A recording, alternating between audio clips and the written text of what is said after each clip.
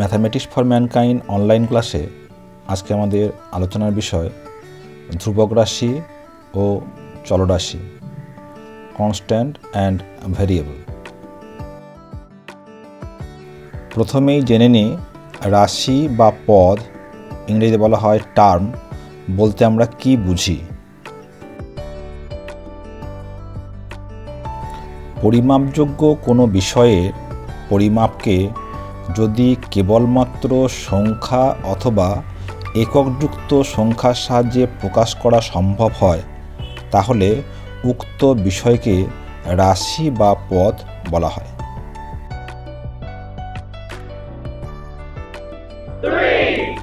যেমন ধরো, তোমার শ্রেণীকক্ষে আজকের ছাত্রছাত্রীদের উপস্থিতির সংখ্যা,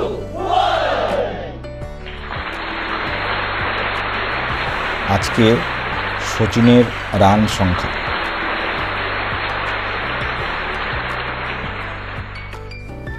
আমাদের প্রিয় দুই চরিত্র নন্টে ও ফন্টে আমরা সবাই চিনি।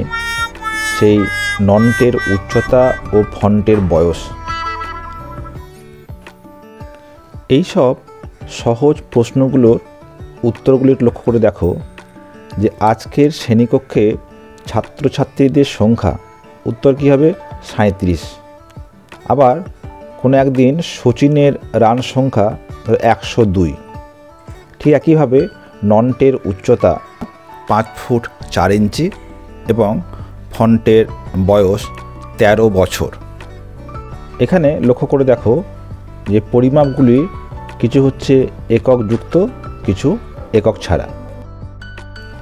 আবার লক্ষ্য করে দেখো আজকে ছাত্র সংখ্যা 37 জন, আগামীকাল হয়তো হবে 40 জন, বা গতকাল হয়তো ছিল 29 জন।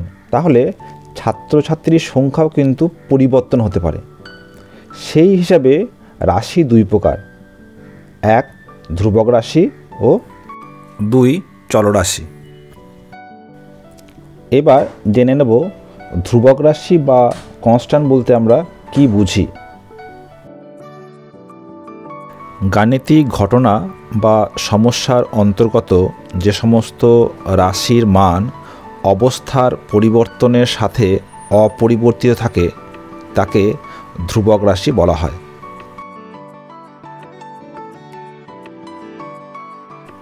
যেমন সোমবারে উপস্থিত ছাত্রছাত্রীদের সংখ্যা, মানুষের যোগ সংখ্যা, টোটোর চাকার সংখ্যা।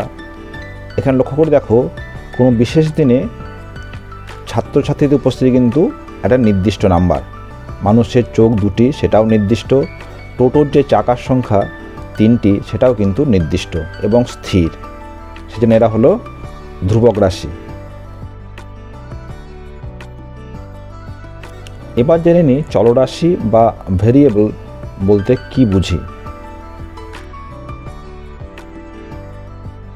গাণিতিক ঘটনা বা সমস্যার অন্তর্গত যে সমস্ত রাশির মান পরিস্থিতির সাথে সাথে পরিবর্তিত হয় তাকে চলরাশি বা ভেরিয়েবল বলা হয়।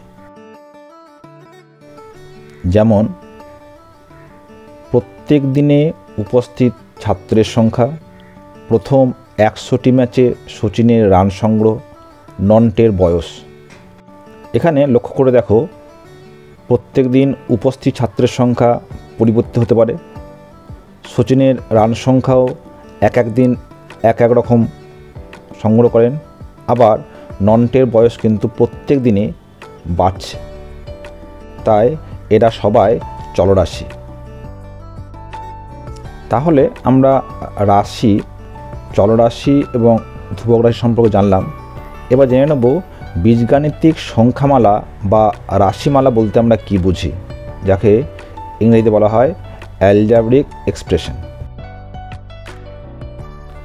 এক বা একাধিক চলরাশি এবং ধ্রুবক রাশি বীজগাণিতিক বিভিন্ন চিহ্ন যেমন যোগ, বিয়োগ, গুণ, ভাগ ইত্যাদি দ্বারা যুক্ত থাকলে তাকে বীজগাণিতিক সংখ্যামালা বা রাশিমালা বলা হয়।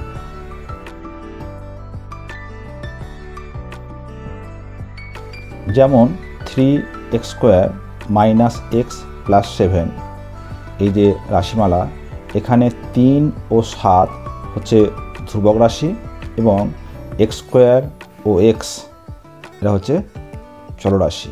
আবার এক্সের আগে কিছু নেই, সেখানে কিন্তু 1 রয়েছে, সেও কিন্তু ধ্রুবক রাশি।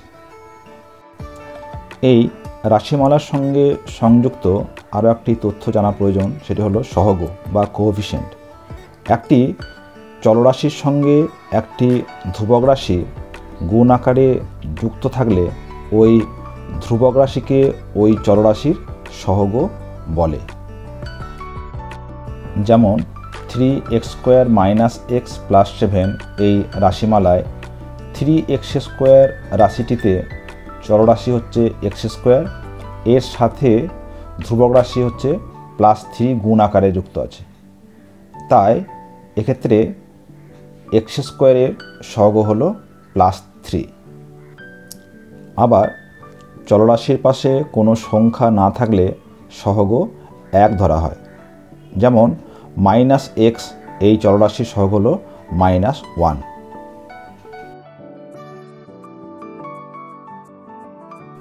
আবার কোনো রাশিতে যদি কেবলমাত্র ধ্রুবক রাশি থাকে তবে তাকে x⁻0 সহগ ধরা হয়। যেমন প্রদত্ত রাশিমালায় +7, এই +7 হলো x⁻0 সহগ। এবার জেনে নিই ঘাত বা পাওয়ার বলতে আমরা কী বুঝি।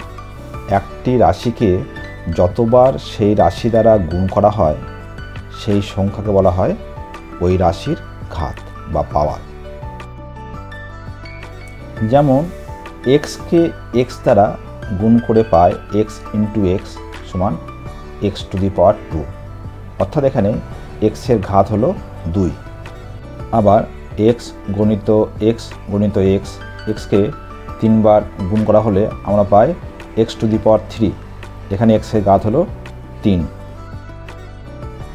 এবার আমরা আলোচনা করব পদের প্রকারভেদ নিয়ে।